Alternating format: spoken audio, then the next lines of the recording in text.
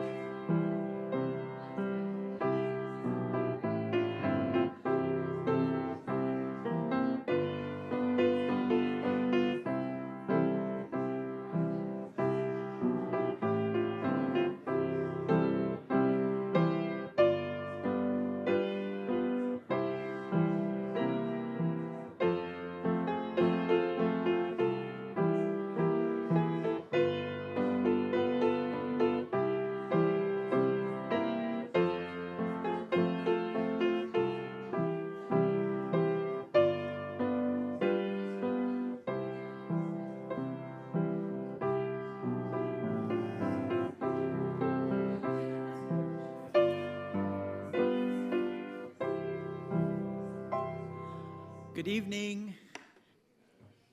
Nobody's out there. Well, good to see you all. Welcome to prayer meeting at First Baptist Church in Hartford, Arizona, just in case you didn't know where you were.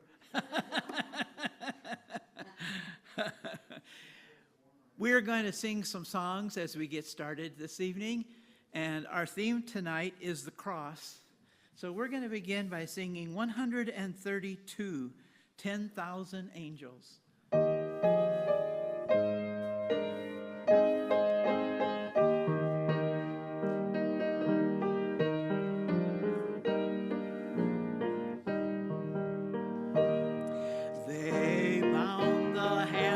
Jesus in the garden where he prayed.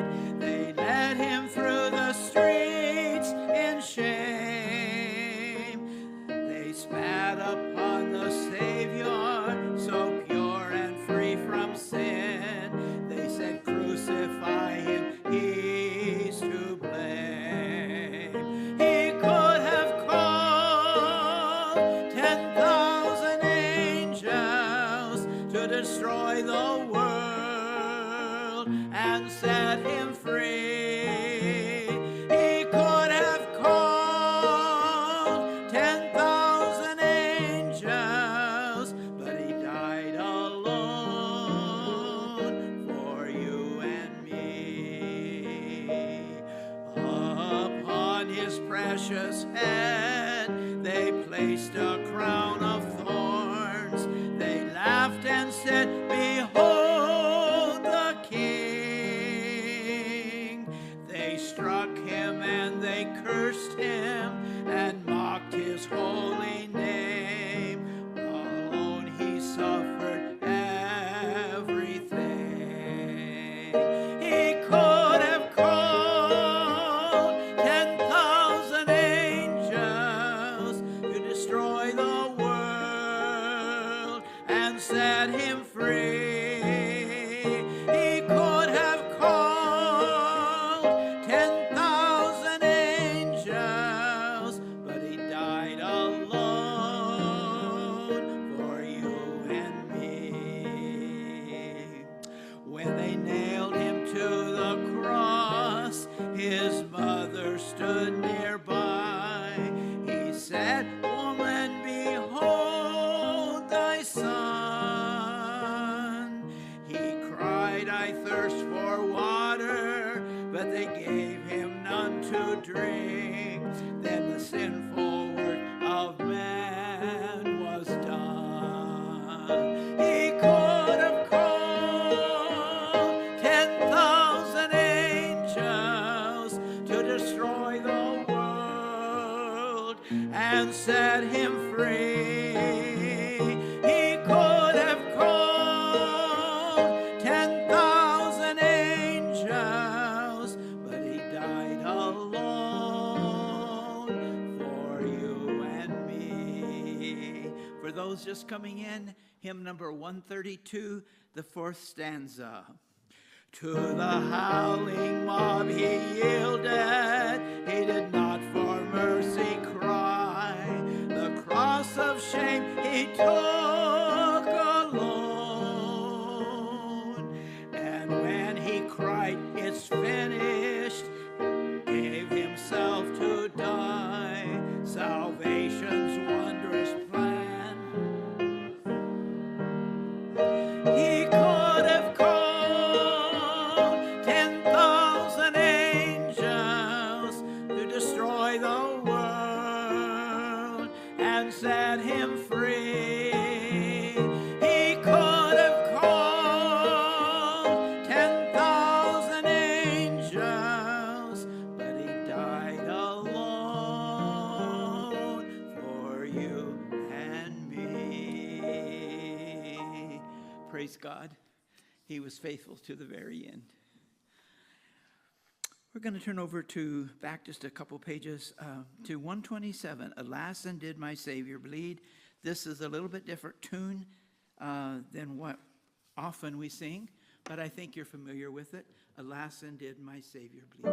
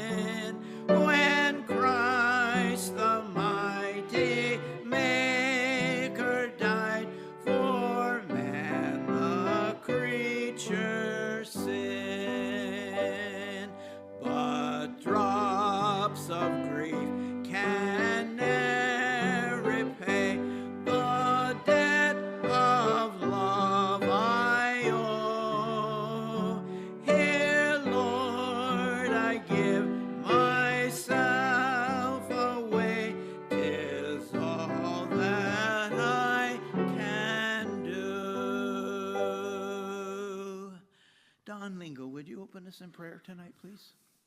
Gracious Heavenly Father, Lord, we thank you for your work on the cross, the opportunity that gives us to have fellowship with your Son.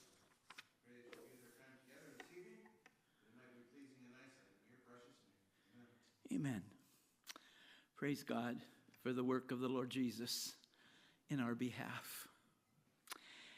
And now he sits on the right hand of the Father, making intercession for us.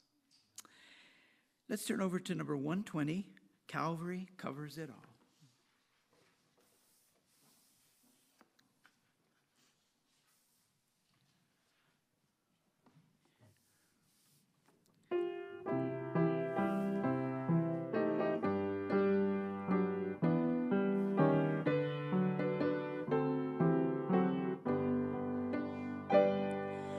For dearer than all that the world can impart was the message that came to my heart. How that Jesus alone for my sin did atone, and Calvary covers it all. Calvary covers it all. My past with its sin and stain, my guilt and despair, Jesus took on him there, and Calvary covers it all. Let's have the ladies on verse 2.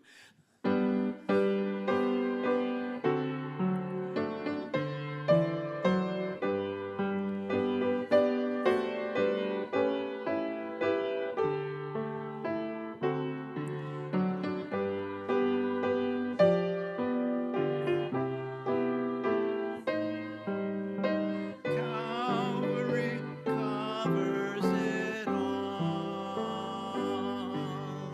Calvary covers it all. My past with its sin and stain, my guilt and despair, Jesus took on him there, and Calvary covers it all. Men, you think we can do that third verse? I think we can. Sing out, will ya? How matchless the grace when I looked on the face of this Jesus, my crucified Lord.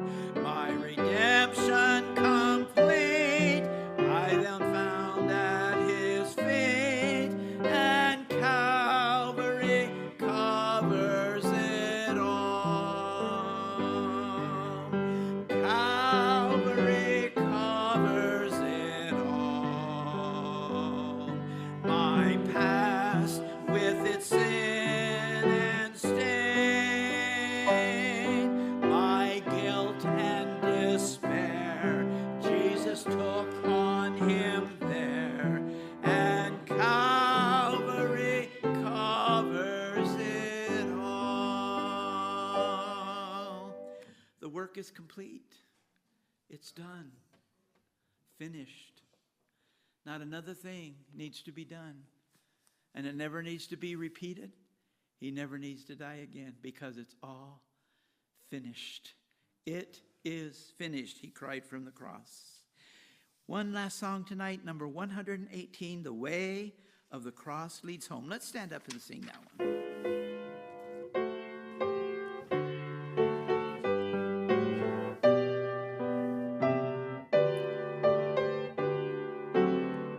Now I'm going to warn you, when we sing this song, those two formatas we're going to honor. So we will hold out go and thee, okay?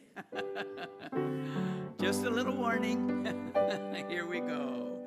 I must needs go home by the way of the cross. There's no other way but this. I shall ne'er get sight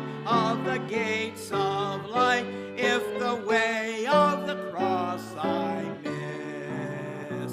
The way of the cross leads home. The way of the cross leads home. It is sweet to know as I onward go. The way of the cross leads home. Hey, you did a good job. You followed really, really well. Okay, verse number 2. I must needs go on in the blood-sprinkled way, the path that the Savior trod.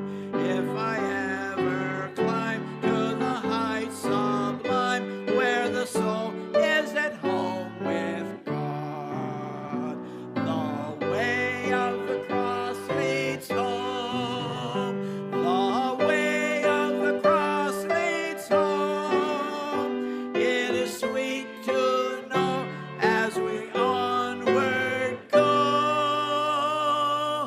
The way of the cross leads home. Then I bid farewell to the way of the world, to walk in it nevermore. For my Lord says, come, and I seek my home, where he waits at the open door. The way of the cross leads home. The way of the cross leads home. To know as I onward go, the way of the cross leads home. Thank you for your good singing tonight, Pastor. Pastori. Amen. Thank you, Jim. I'll invite you to take your bulletins out for a moment, and we'll go over a few announcements together. First of all, tomorrow, deacons, please remember that we do have our budget meeting at 6 p.m., and pizza should be there at about 6 p.m., so we'll be set to go from the get-go. Coming up on Sunday is our next VBS workers meeting following the afternoon service, so roughly 3:45 p.m. If you've volunteered to be part of VBS, we would appreciate if you could be there. Please be there so that we can start getting some of those things set and continue preparing for the week of VBS. Speaking of VBS, there are some save the dates on the usher stand there. They are postcard size, so feel free to grab some of those if you know some kids in your neighborhood or something of that nature. If you have kids in your family that might want to come, feel free to grab some of those and hand them out that way. We are going to be doing some door hanger distribution coming up soon. I don't know exactly when we're starting that, but we've got door hangers specifically for VBS. So we'll invite you to be a part of that once that time comes, but just to keep you aware. By the way, at the Memorial Day Parade on Monday, we gave out about 900 water bottles, which is pretty amazing. So we're very thankful for that. All of them had a VBS invitation, and almost all of them also had a tract on them. So pray that the Lord will work through that. I think we have 6 or 7 registered for VBS now, as of since Monday. Most of them are community kids. Some of them are kids that came last year. So that's really cool. So be in prayer for those kids and for their families as well, that we can use this time to get to know them and reach into their lives to share Christ with them. Keep in mind that if you have not turned in your nomination forms, those will be due Wednesday, June 18th, to be reviewed by the nomination committee on June 22nd. And speaking of those nomination forms, I was talking to Courtney about this. It is written on the form, but if you have anything that you feel needs to be discussed at the annual meeting, feel free to write that on the back of that form, even if it has nothing to do with nominations, a completely different topic, something that we might not ordinarily discuss at the annual meeting. You can feel free to use that form for that as well.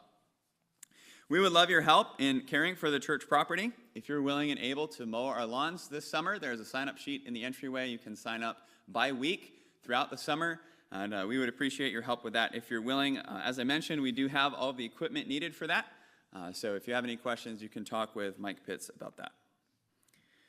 Okay, and Oh, one other thing I do want to mention, June 28th, coming up at the end of June, will be our teen formal banquet. So teens, make sure you mark your calendars for that, okay? All right, at this time, we'll have our teens be our men come forward. That's the word I'm looking for. Our men come forward for our offering. And our others offering this month has slipped my mind. Yes, the building project at the Steinbart's College in Kenya.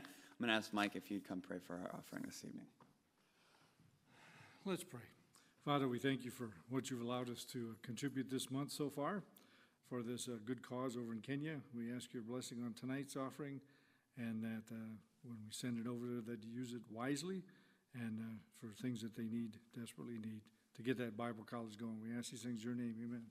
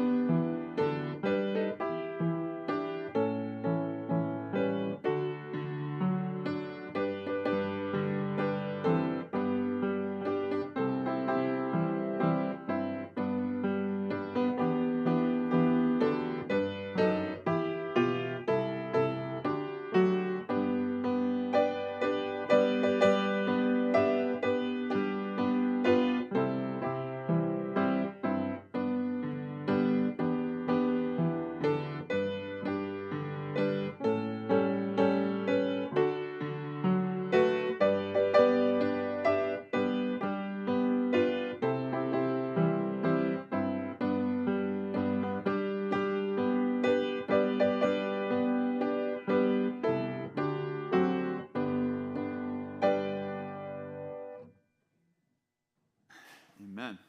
At this time, we'll have our teens be dismissed upstairs for youth group. And we do have a handout tonight as well, so if you did not get one of those, looks like this. If you did not get one, if you could raise your hand and keep that hand up. Looks like, we got some in the front here, okay?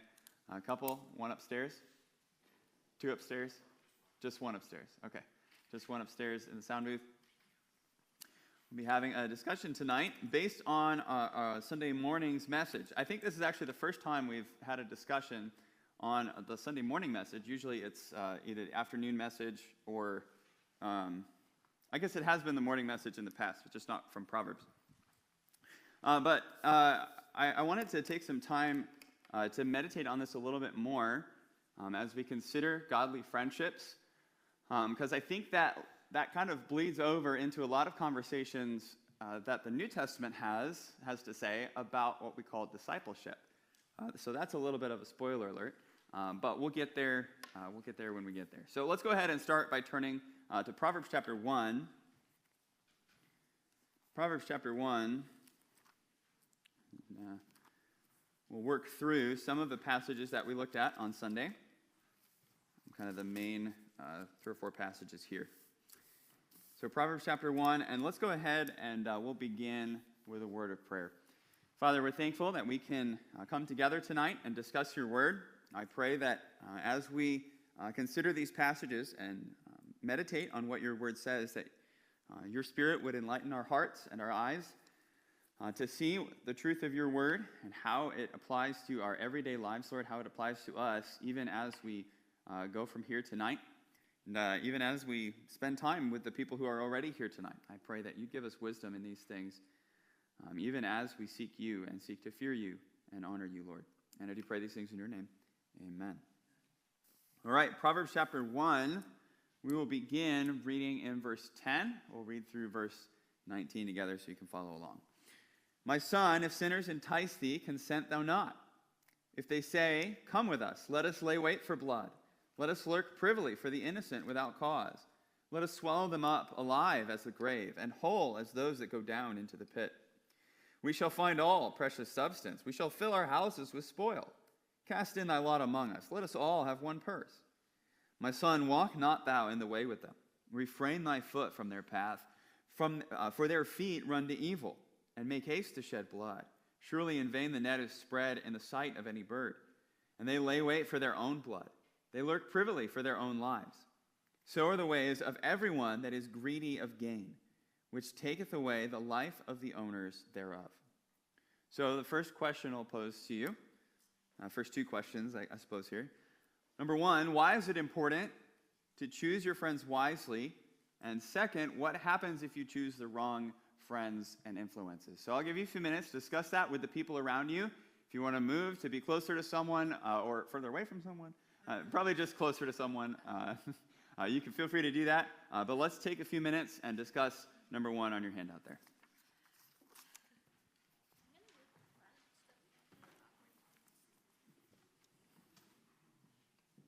Oh, cool, I can hear you better.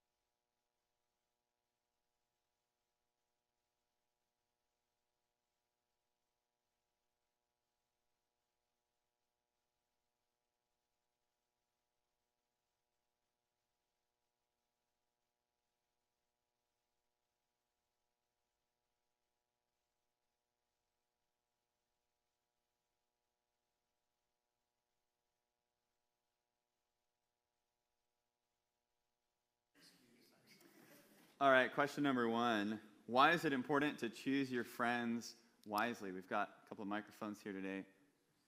Any thoughts from your discussions? Why is it important to choose your friends wisely from this passage in particular? Ray?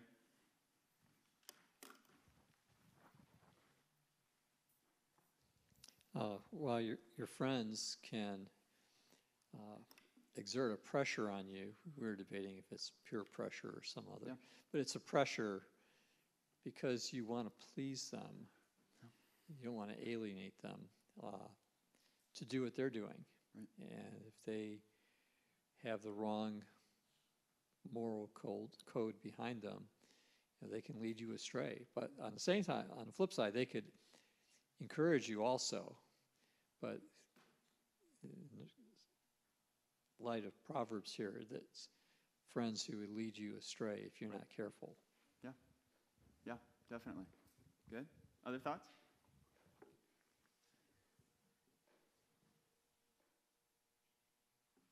Some in the back there, Phil.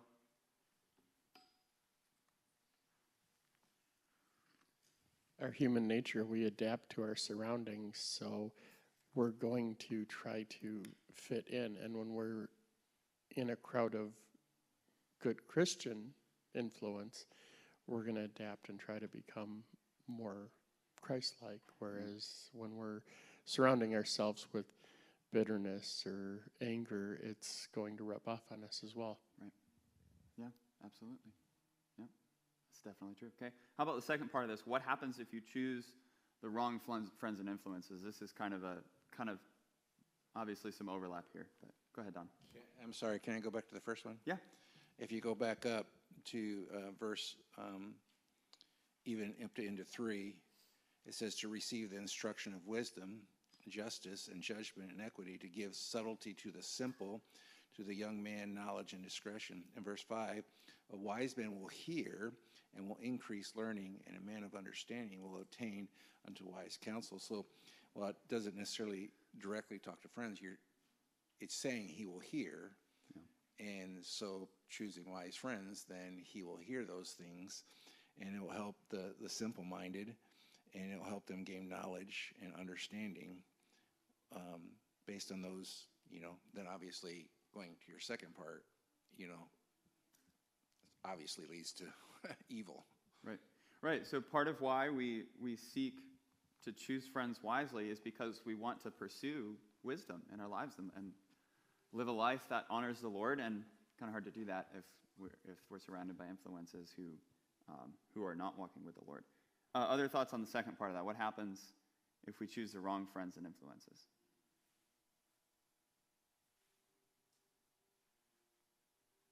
Anne? Then you're going to do a lot of things that you really don't want to do. You're going to fall on your face a lot and fall further from the Lord. If you already know him, you're going to fall away from him, and hopefully if you don't have a strong relationship with him in the first place. Right. Or even if you do, sometimes things, you see them one way and they end up being totally different. And so we need to stay in a group of people, in with people that are trusting the Lord and looking to the Lord, and we want to be that kind of person too that is going to lift others up and tell them about Jesus instead of going down to the pit. Yeah, absolutely. Yeah. The short version of it is, why is it important to choose your friends wisely? It's because they're going to lead you somewhere. And the second part of that, what happens if you choose the wrong friends? You're going to end up in the wrong place. It's that simple, right? You're going to end up walking down the wrong path, okay? I could keep going, but I think some of what else I have to say kind of bleeds over into our second question. So let's go ahead and look at these two passages, Proverbs 13:20, and then 22, 24, and 25. Proverbs chapter 13 and verse 20.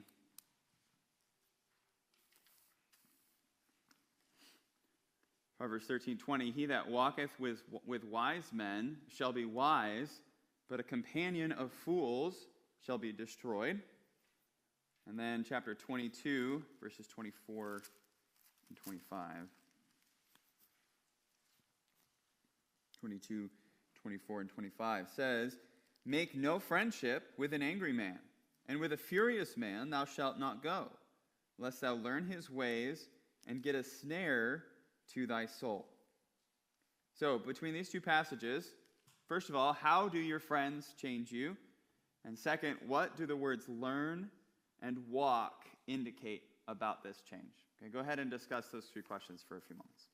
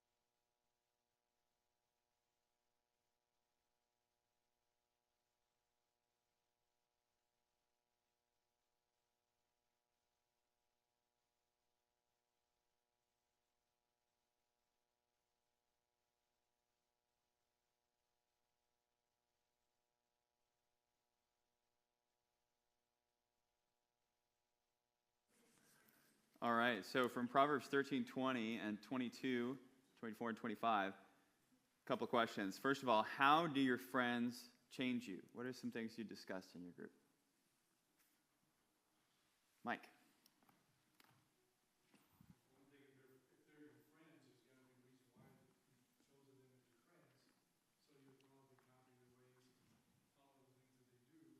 No.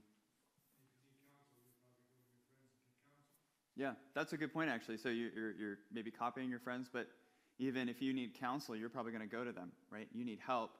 The first people you think of are often the people that you're closest to. Yeah, that's true. What else? How else do your friends change you?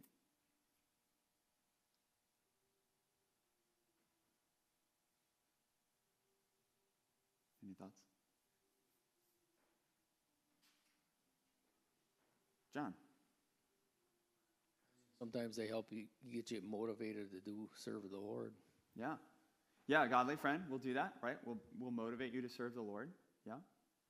And that might actually be by speaking directly into certain situations into your life, whether you ask for it or not, right? And that can go both ways. Like that's, in some ways, that's almost what we saw in the last question in Proverbs 1. Someone where your influences are speaking into your life to get you to go down the wrong path. That can go both ways, though. The same is true for a positive influence, right? Andrew? Our minds, hearts, attitudes are like sponges. It is very difficult to be joyful, grateful, hopeful in a room full of people that are angry, depressed, and bitter. Right. It's very, very hard. You might be able to do it for a little while, and there's a very, very, very small percentage of the population that can do it for a medium amount of time. But over time, it's like it says it here. It's like you're gonna eventually end up like that. Yeah, absolutely. We learn behavior by watching others, right? Don? Same idea. I just worded it. They change you to be more like them. Mm-hmm. So whichever direction you're going, Right. Hopefully we want to be friends that are drawing people towards the right way ourselves. So, But then it was also said in our group, learning and walking, sometimes we just do that subconsciously and we don't even realize we're picking up right. usually the negative habits better than the good ones. But Mm-hmm. when we walk with good, I mean, the whole passage is talking about that. I mean, the wicked messenger falleth into mischief. A faithful ambassador is health. So, you know, it's like obedience equals blessings. Disobedience equals cursing. Yeah. Yeah, absolutely. Virginia?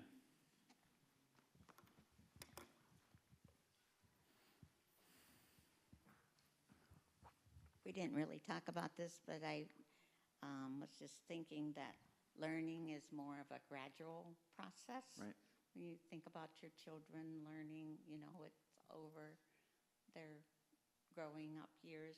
Yeah. But walking is, when we talk about walking with the Lord, it's a consistent daily thing that we have made a part of our life. Right. So after we've learned whether it's good or bad, then we walk in that way.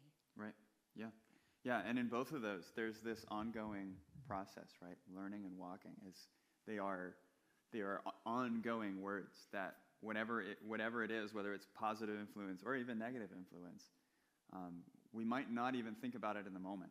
As we think about that second passage, make no friendship with an angry man, and with a furious man thou shalt not go, lest thou learn his ways and get a snare to thy soul. The reason that he has to say this is that, like, we don't usually set out to learn how to be angry. You know, we don't usually generally speaking, it's not like our purpose to learn bad behavior from other people. But when we make friends with other people, that's what's going to happen. We're going to learn that behavior as we walk with them. There's a word for that, and I'm not thinking of it, but it is simply something that happens, right? And it's something that we need to be aware of, because who we allow to influence us is those people are going to change us, not just not just change our our habits or our mannerisms, like some of what we talked about on Sunday, how even sometimes you start laughing like your friends, which is kind of, I find quite humorous, and I'm very sorry for all of my friends, because I know I have an obnoxious laugh. But not even just in those ways. It's okay, we'll go with that. Courtney didn't like me at first before she met me because of my laugh. So we'll just, anyway. Sure. Anyway. Even in deeper than that, in our attitudes, in the way that we think, in the way that we behave, that's how our friends are going to influence us over time. Go ahead, Seth. Said, the obvious example with walk is walk with the Lord. And Right. with that, it has the idea of, yes, a relationship, but also a way of life. And if we think about that with our friends and how God influences us through walk with him, through our relationship with him, how so does our friends? How so does their way of life influence our way of life? Right. And that's why we need to be careful, because if it's wrathful friends, their way of life, their angst, their anger, their bitterness, it's going to bleed over into ours, because it's a walk of life. It's a way of life. Yep. We are choosing to have a relationship with, to allow to influence, to allow to be a part of. Yep. And conversely, with godly friends. Yeah, I said a minute ago that we learn behavior from one another. And it's really very true. I saw this, I don't have a source for you, I'm sorry, but I saw this study a while ago where they put a bunch of people into a classroom, and everyone in the classroom knows what's going on except for one person. And they put two circles up on the board, I think it was circles, something like that. One of them is obviously larger than the other. And the question is, which circle is larger? And they go one by one, asking each individual person. And everyone who's in on it gives the wrong answer. They say the smaller one is is actually the larger one. They say it backwards. And the peer pressure makes the one person who doesn't know what's going on go, okay, I guess it must be that one.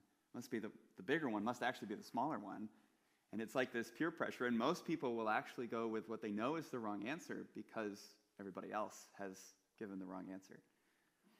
We learn from each other what is quote-unquote acceptable behavior, right? That's why, like Andrew said a few minutes ago, it's hard to be joyful in a room of people who are depressed, right? It's hard to live for the Lord in a room of people who hate the Lord and aren't walking with him. So we ought to very intentionally choose our friends, choose who we will walk with, because we know if we walk with wise men, we'll be wise. If we walk with fools, we'll be destroyed, okay? Let's go over to Proverbs 27:17 now, as we move to the third question. Proverbs 27:17.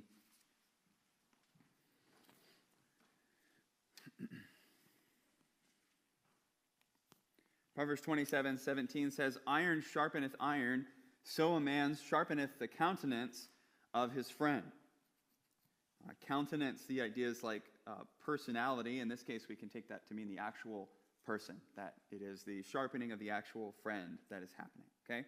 So based on this verse, and maybe if you think of some others that are related to this that we haven't talked about, what kind of friendship should you pursue as a believer? Go ahead and discuss that with your group for a few minutes.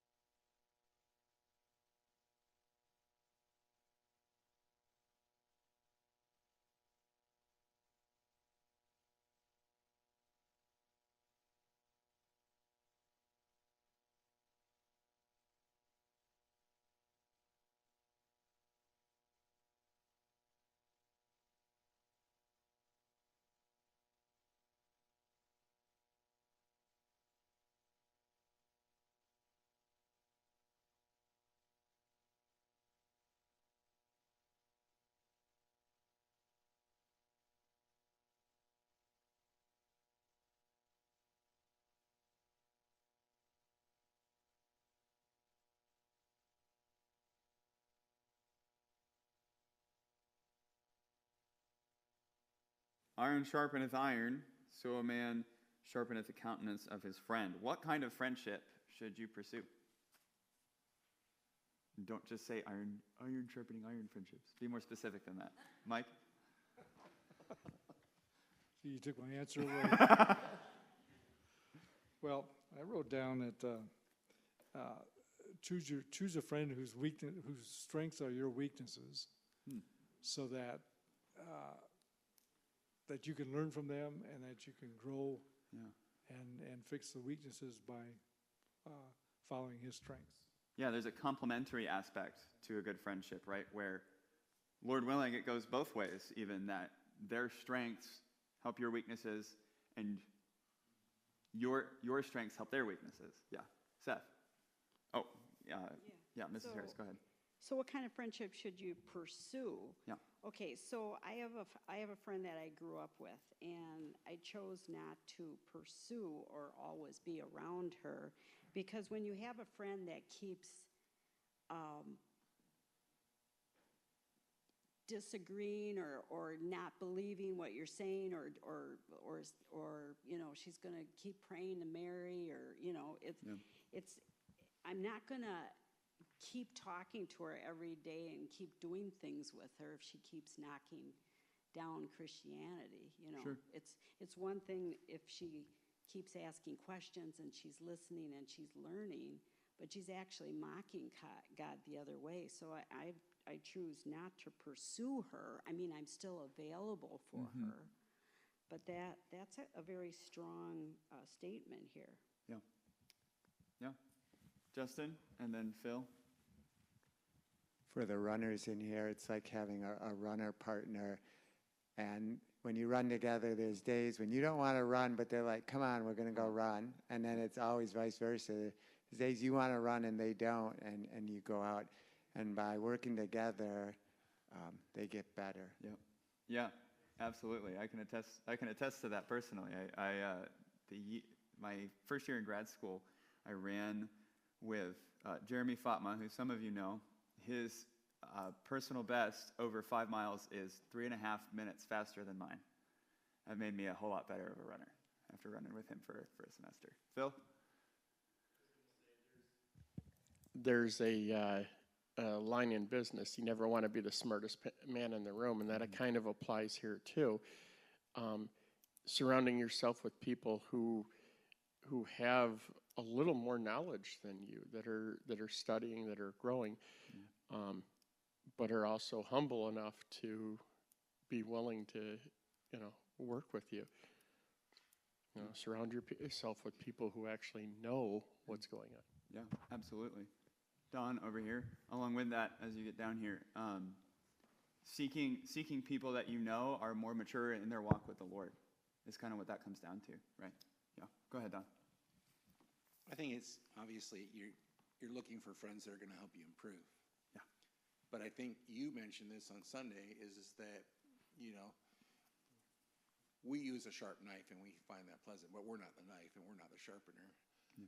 But you pointed that out, that it's not a pleasant experience for that knife because he is getting friction. Yeah. He is getting, the dull part worked away so that he can be sharp again. So there's friction. So I think, and even it says in verse 6, faithful to the wounds of a friend.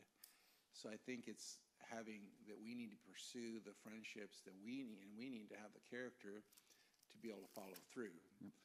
If we're going to, tuck tail and run the first time there's any kind of friction or conflict, right. We're not going to, we're going to stop the sharpening process. Right. And you're not going to get any sharper. No. Yeah, absolutely. And to be clear, a good and godly friendship is a pleasant thing, right? It's not that it's just this constant friction and I hate this and this is terrible, but it's making me better, so it's a good thing. It's more than that, right? In fact, part of what makes it pleasant is that it makes you better. Go ahead, Andrew. I have a feeling we might be working off of the same ideas here. So, if in order for two people to sharpen each other, to be iron on iron, iron sharpening iron, both of you got to want it. It's not just Because I can invest in someone and not want to receive that sharpening back. Yep. And that's not a true picture of what we see in this verse. Right. We see in this verse both people wanting to get better. And you can kind of have a mentor-disciple relationship, but at some point, there should be mutual sharpening happening. If I'm just guessing, but David and Jonathan probably had a friendship like this. I can see where there were times where David felt, in over his head, and he had Jonathan, who was there and who probably had an extra 10, maybe 15 years of experience over David. So Jonathan had some experience, whereas in David's character, we see someone who regularly rejoices and praises God, and probably to some degree helps Jonathan when Jonathan is looking around. He's like, my dad is nuts. Like my dad has walked away from God, and he is leading us towards destruction. Talk about an opportunity to become depressed. But I'm not saying I can point to a specific place in Scripture that says this, but I can see how God could have put David and Jonathan together. He says, here's someone who loves me. Jonathan, that will refresh you. David, I am training you for this, and Jonathan is going to be one of your first mentors. Yeah, absolutely. A big part of this is that we have to recognize that there is a such thing as good conflict. Usually we think about conflict as a really bad thing. It's like, oh no, we want to be in unity, not conflict. The kind of conflict that we're talking about, though, is some of what we're going to get to in the next question. But the type of conflict that we're talking about is that conflict that makes you better. It's not based. I was kind of over listening to some of you guys, so I'm going to steal some of the words that you used. It's not based in pride or wanting to get your own way. It's not that kind of conflict. It's the kind of conflict that says, I know I need to be better. I want to help you be better and walk more closely with God. So we're willing to have that conflict. Go ahead, Seth. Kind of almost Right, touching move on on. it, but we do need to recognize that I do need to be sharpened. Yeah. There are ways I can grow. There are ways I can improve. I'm a fallible sinner. I need godly people around me to encourage me when I'm down. I need godly people to call me out when I don't want to call myself out, or when I don't recognize that I need to change. I need godly people to help grow me because I can't grow myself. Right. You can have what we should be pursuing here is relationships that it's friendships that make you better. Okay, is essentially what it's talking about. Not in the sense that you have to be better so that the other person can be better, but that you are sharpening one another, that you are making each other a godlier person by the influence that you have on each other. So let's go ahead and see some New Testament implications of this, and go over to the book of Hebrews.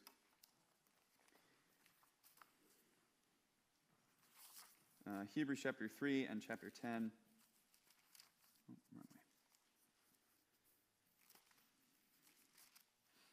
Hebrews 3:13. We looked at this one on Sunday. It says, "But exhort one another daily, while it is called today, lest any of you be hardened through the deceitfulness of sin."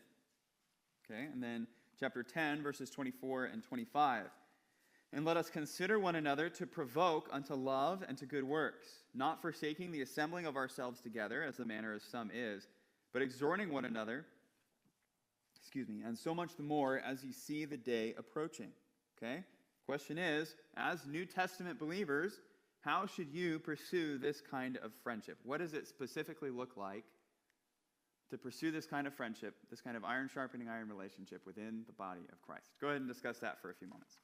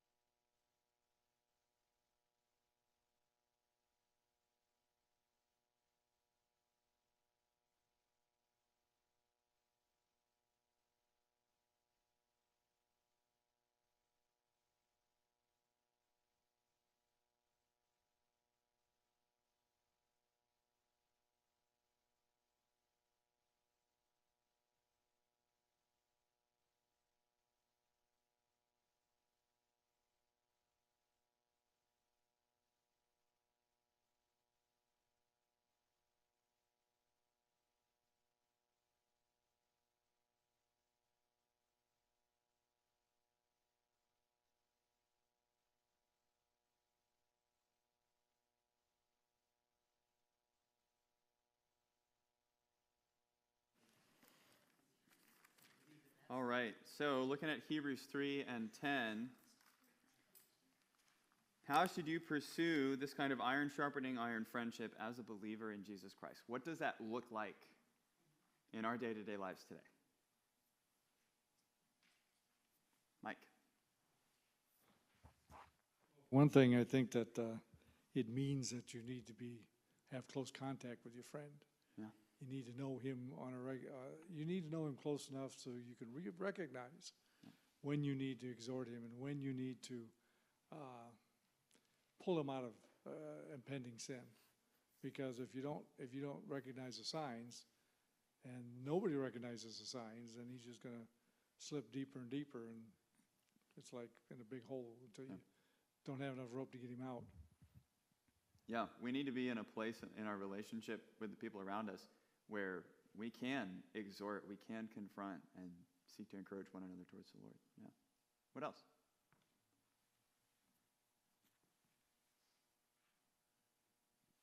Ruth, and then Jim. Well, we mentioned that it should be purposeful and not just like a passing encouragement, and it should be daily, many times, not just a one-time thing. Right. Right, there's this consistency to it, which maybe reminds us a little bit of that walk that we were talking about earlier, right? Jim? We were kind of thinking of this also in relationship to the husband-wife relationship. There's no one, or there shouldn't be anyone that we're closer to than our spouse. And we have an opportunity to come alongside of them and exhort them. And we also said that sometimes it's easier to be the one doing the exhorting than it is the one that's receiving the exhortation. Yeah. So our hearts need to be right before the Lord as well. Right. Because we realize that our spouse is going to exhort us in love. Yep. Yeah. And it's hard too sometimes when you're the exhorter, I think especially in marriage, but in any relationship, to have the attitude of, well, I've got this figured out, why don't you? That's called pride, right? And that's not godly friendship. That's not how we should be approaching them. But Ephesians 4:15 says that we're speaking the truth in love, approaching them with the attitude that Christ had when he came and died on the cross for our sins. He did what was necessary, right? He did the harder thing than any of us will ever do. And he did it because he loves us. Don? Just from my personal perspective, you've got to talk about this stuff. Because if we only talk about sports or football or whatever, our favorite handbag or shoes or whatever it is, not handbags or shoes for me, or not football either, but so we got to talk about spiritual things, and so there's an element of transparency about that. The conversation has to happen. But I think, and then the idea is one is to exhort, the other one says to provoke. Mm-hmm. So you've got to work past some of those, maybe sometimes. Again, just like the iron sharpening iron things. Yep. But there's a sense of urgency in both of these passages. Mm-hmm. In verse 13, lest any of you be hardened through the deceitfulness of your heart. Oh, let me back up. But exhort one another while it is day, while it is called day. So, there's that idea, while there's day, in Scripture's kind of like, this is your window of opportunity. Mm-hmm. And then in verse 25, exhorting one another and so much more as you see the day approaching. So, there's an urgency to do this because, maybe that window of opportunity is closing. Mm-hmm. And so it's not like, maybe I'll do it next year kind of type deal. So I think this isn't a passive thing. This is an active thing. Yeah, exactly. Yeah. Godly friendship is always an active thing. I think we've seen this throughout. If we're going to have godly friends, we need to seek them and reject those who are not godly friends. If we're going to be changed by people who love the Lord, then we need to intentionally make friends with people who love the Lord.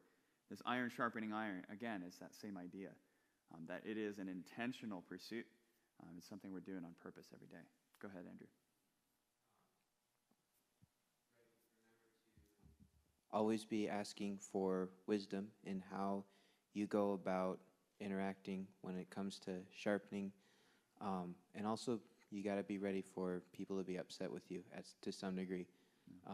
Or, like from personal experience, I've had instances where fellow Christians and in some cases pastors have come to me privately and says, "Hey, don't ask what so and so have been doing recently," because they might get upset because everyone in the church knows that they are doing something that is not right, and we don't want to deal with it, so don't bring it up.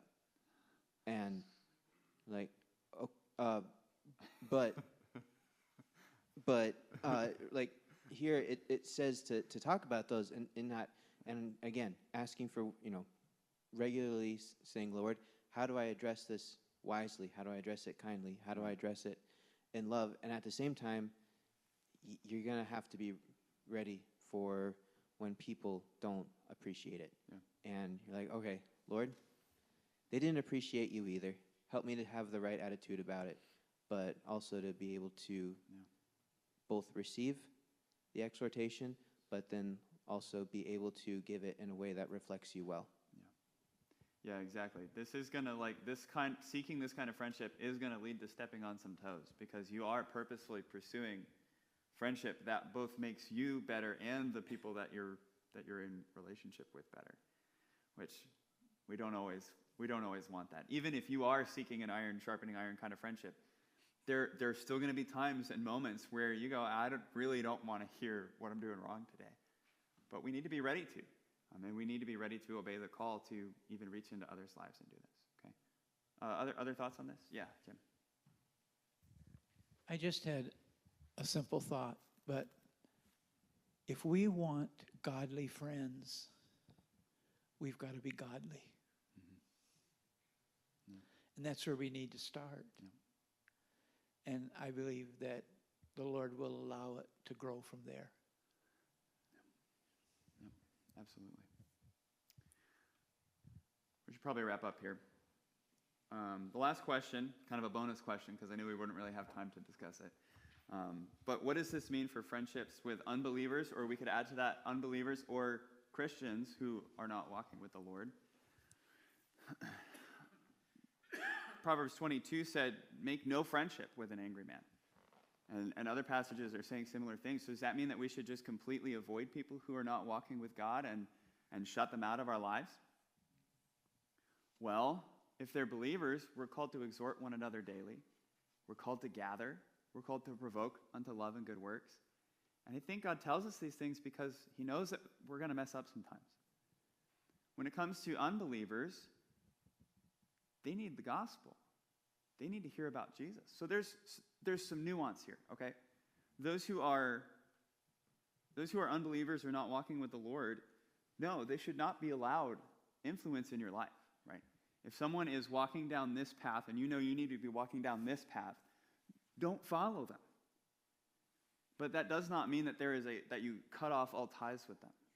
In fact, your relationship with them may actually be what puts them on the right path, if you will, what brings them to faith in Christ. What if they are believers walking away from the Lord, it brings them back to the Lord.